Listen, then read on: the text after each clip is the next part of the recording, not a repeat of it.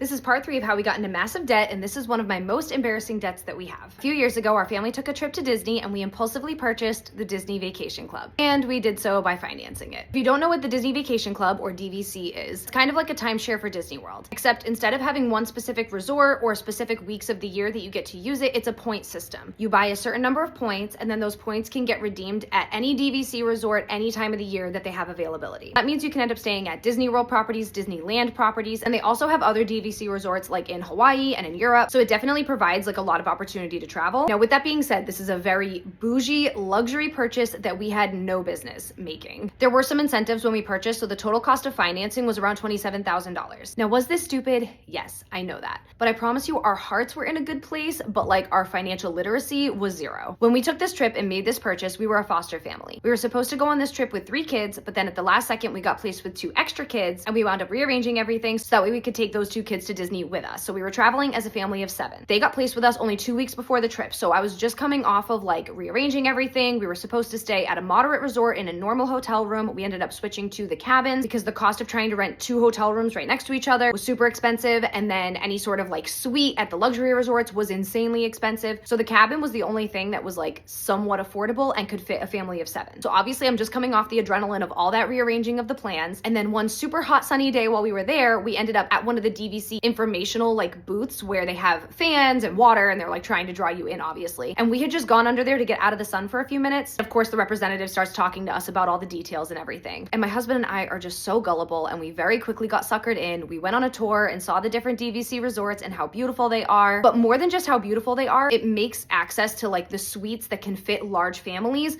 a lot easier in comparison to just getting 2 rooms or getting a suite like at market value. So obviously we didn't have the money to pay for something like this in full. We never should have financed it. But our thinking at the time was, if we're going to keep being foster parents and we're always going to have lots of kids in our family, which when we were foster parents, we averaged having 5 kids at a time. So if we knew we were going to continue to be a large family, we wanted to know that we would still be able to travel and be able to take the kids with us. There are respite services, so that way foster kids don't have to travel with you, but that's just not what we want to do. If they're living with us and we're going on vacation, they're coming with us. I also should add that we didn't have anywhere near as much consumer debt at the time compared to what we have now. We just foolishly thought that this would be a good investment and give us an opportunity to travel with a lot of kids. Am I proud of this purchase? No. Was it necessary? No. So we have looked into selling it, but we're currently upside down in our loan. If we were to try to sell it right now, we would actually have to pay $10,000 to have the loan fully paid off and be able to like release the title of it. Come back for part 4, where I'm going to explain why we thought it was a good idea to install an in-ground pool. Thank you guys so much for watching, and have a great day. Love you. Bye.